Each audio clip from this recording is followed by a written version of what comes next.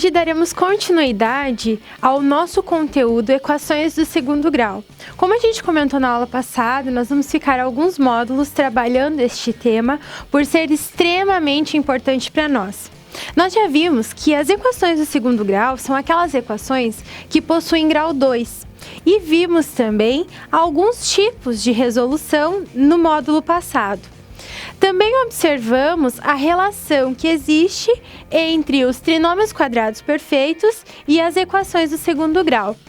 Hoje a gente vai ficar um pouquinho dentro da parte de resolução dessas equações, que são ditas completas, então as equações completas do segundo grau, e a gente vai utilizar para isso uma fórmula geral de resolução. Você já deve ter ouvido falar na fórmula de Bhaskara.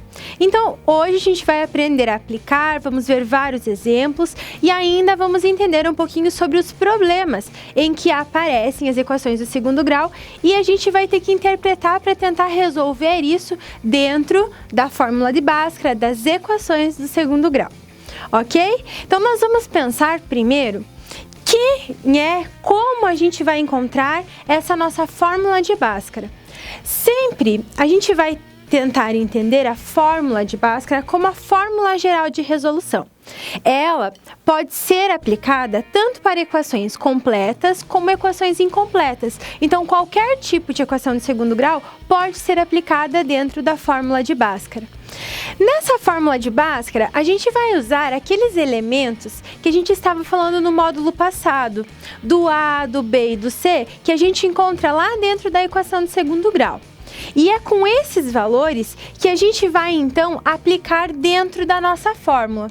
A fórmula geral é assim: x é igual, então a nossa raiz, a nossa resolução vai ser igual a menos b, mais ou menos a raiz de b ao quadrado, menos 4 vezes a vezes c, dividido por 2a. Então, essa é a nossa fórmula de Bhaskara, que também pode ser entendida como x igual a menos b mais ou menos raiz de delta sobre 2a. O que é esse delta? O delta é exatamente essa nossa parte que está, a parte da resolução que está dentro do nosso radical. Então, o b ao quadrado menos 4 vezes a vezes c.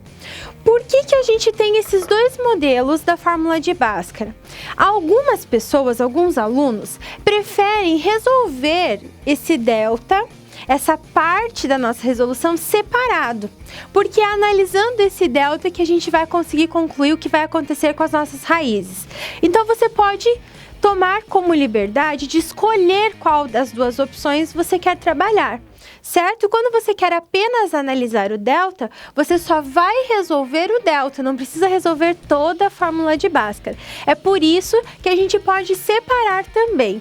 Quando a gente vai querer encontrar as raízes, então é melhor que a gente utilize essa primeira fórmula geral, ok? Então aqui vai depender do tipo de situação. Todos os livros matemáticos vão aparecer nessas duas situações e você vai poder escolher, ok? Quando eu disse analisar o delta, é porque através dele que nós vamos saber quantas e se irá existir raízes reais para a nossa equação de segundo grau. Então, assim, lembrando que raízes são as soluções, os valores de x. A gente já viu na aula passada que toda equação de segundo grau pode ter uma ou pode ter duas soluções iguais ou diferentes, e é isso que eu quero que você analise. Se o nosso delta for maior do que zero, ou seja, for qualquer número maior do que zero, a gente vai analisar que vão existir duas raízes reais diferentes. Então, existirão dois valores de x, um diferente do outro. Já se esse delta for menor do que zero, a gente vai analisar que não irão existir raízes reais. Por quê? Nós já aprendemos na aula de radicais que não existe raiz quadrada de número negativo. E qualquer número que for menor do que zero é um número negativo. Então, a gente já pode tomar isso como princípio. Se o delta for menor do que zero, ou seja, se o resultado que a gente tiver dentro dessa raiz, o nosso delta, for menor do que zero, já sabemos que não vai existir soluções reais, não irão existir soluções reais para essa equação.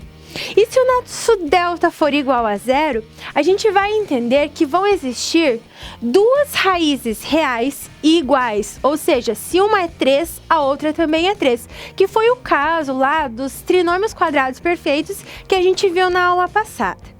Então, tendo essa nossa introdução, agora a gente vai aplicar em vários exemplos para que você consiga entender essa análise do delta, como aplicar a fórmula de Bhaskara, e isso é extremamente importante, pessoal. A gente vai usar isso muito. É por isso que nós estamos trabalhando vários módulos e estamos dando uma especificidade bem legal para este conteúdo. Então, corre para o próximo vídeo e vamos começar as nossas aplicações.